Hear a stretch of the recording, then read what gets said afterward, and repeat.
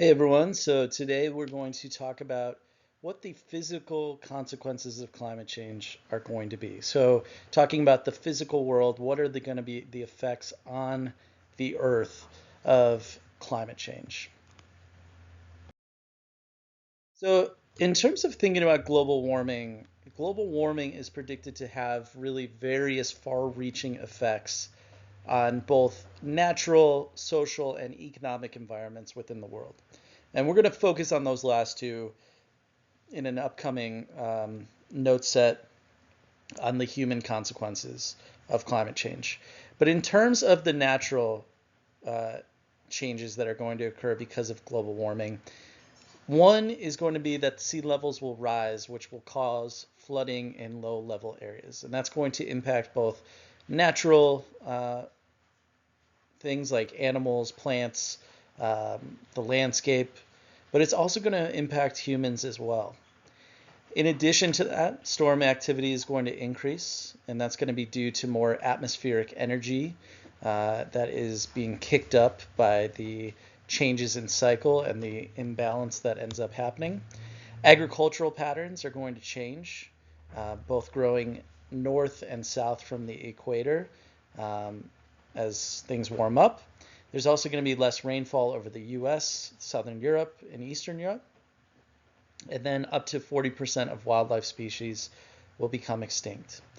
And so, even though these are just predictions and we don't necessarily know exactly what's going to happen, these predictions can give a sample of what may happen due to climate change if nothing is done on our end to change the current trajectory. All right, so as we continue to go through these notes, we're going to be looking at different spheres of the Earth. And one of the, sort of sectors, parts of life that are going to be impacted most is the hydrosphere. And this represents all freshwater, seawater, and ice and glaciers here on Earth. And so climate change represents a huge, overwhelmingly negative impact to the hydrosphere, and because of that, a large impact on humans. So, as global temperatures increase, ice caps and glaciers are expected to melt, and because of that, sea level is expected to rise. But it's not only the ice caps and the glaciers melting that are going to lead to a higher level of seawater, as another effect is impacting that as well, and that is the steric effect. So as the atmosphere warms, you're going to see a growth in the molecules and an expansion in those molecules. And so water, as a result, and the sea level rise is going to be impacted by that as well. And so both caps, glaciers melting, and the steric effect are going to lead to this sea level rising. And so average sea level, the level of the high tides, as well as the storm surges and the impact of these storm surges are all going to rise as a result. And so cities like New York City or London, which are two of the biggest cities on Earth, are going to have a greater risk of flooding. And so that by 2100, you're going to see sea level predictions that will rise to about 40 centimeters on average and about 80 centimeters in the worst case scenarios. In the hydrosphere, you're also going to see changes to Arctic sea ice. And in terms of tracking from about 1975 to the present, so 50 years at this point, Arctic sea ice has declined dramatically.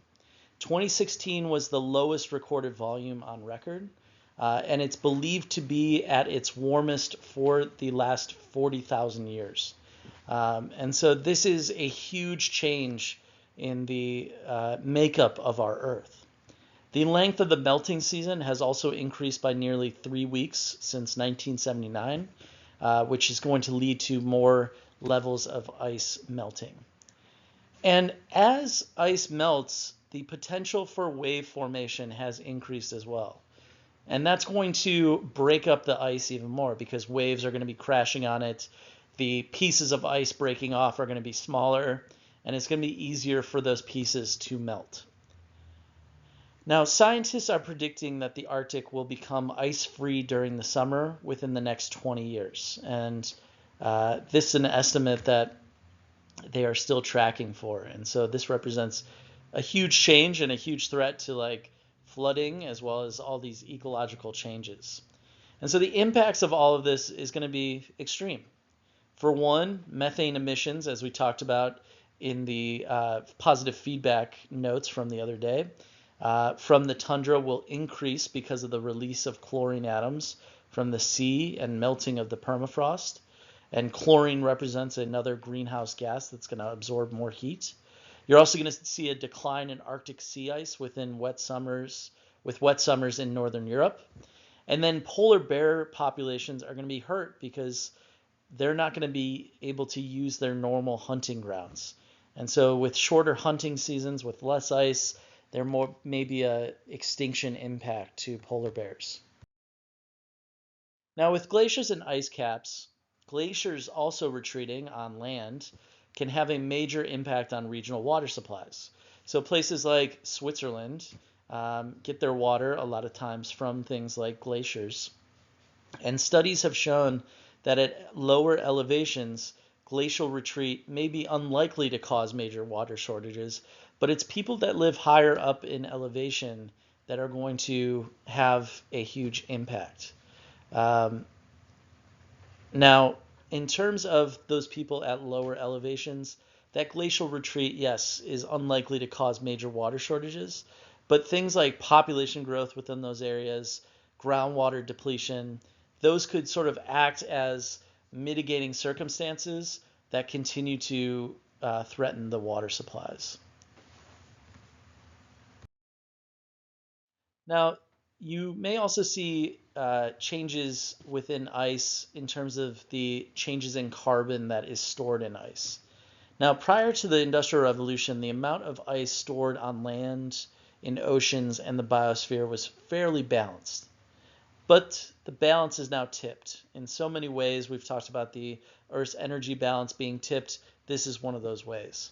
And so most of what changed the balance before the Industrial Revolution were natural events.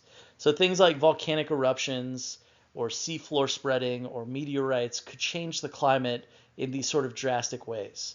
However, after the Industrial Revolution, with so much pollution going on, most of the factors are due to deforestation, so the cutting of trees or cutting down of trees, and the burning of fossil fuels as well.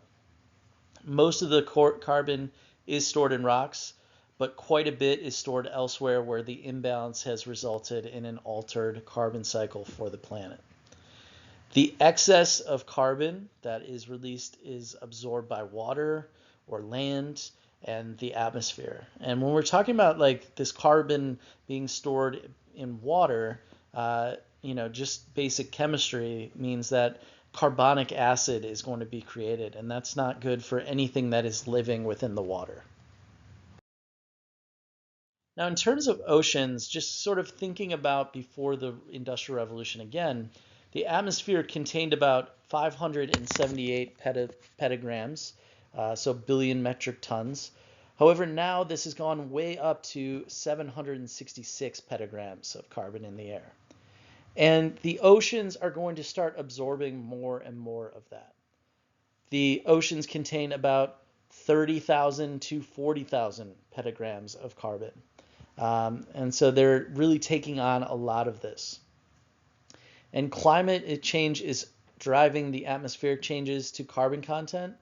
And again, this is going to continue to increase the carbon content that's in oceans that's going to throw off the balance that so many organisms count on to exist within the water.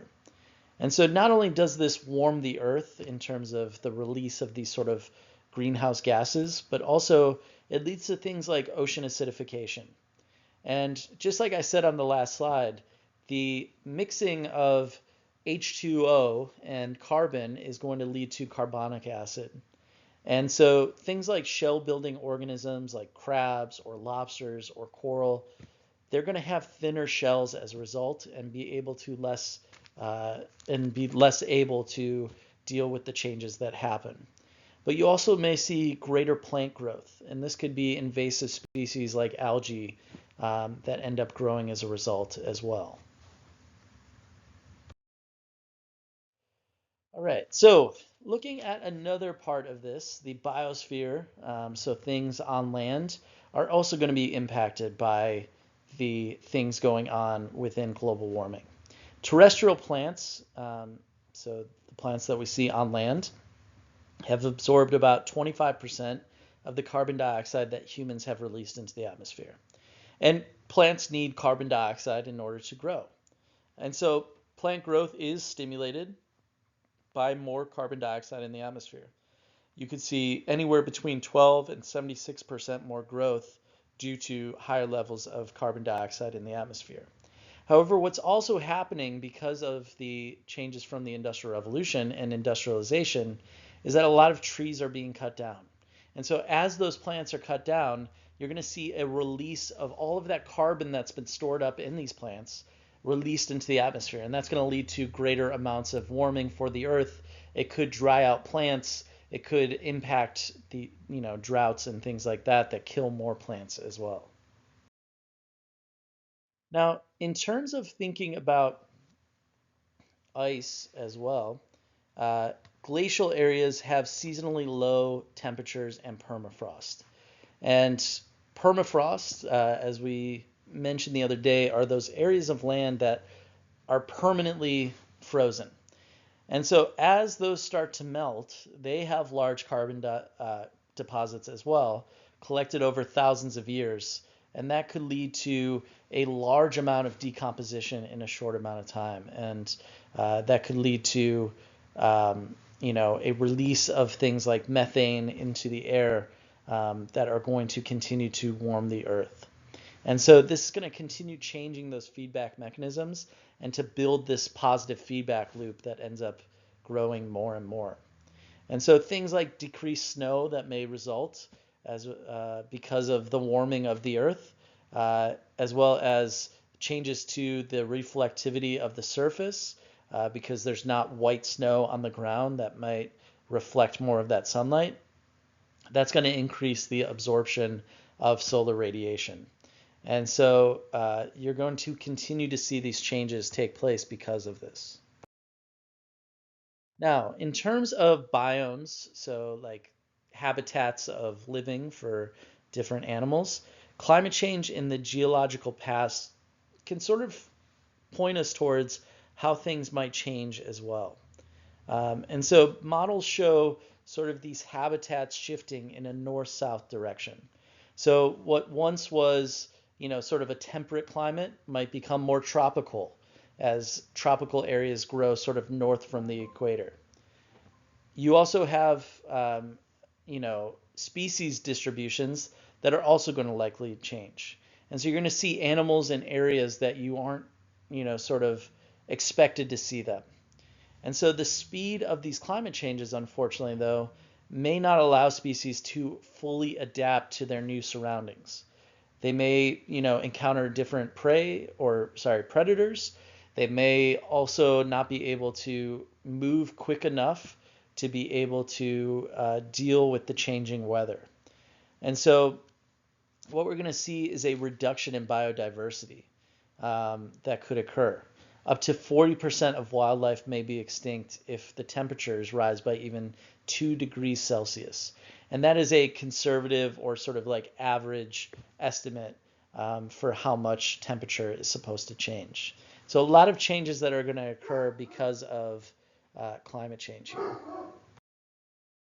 All right, so at this point, if you have any questions over the physical consequences, please reach out. But for today, have a great day.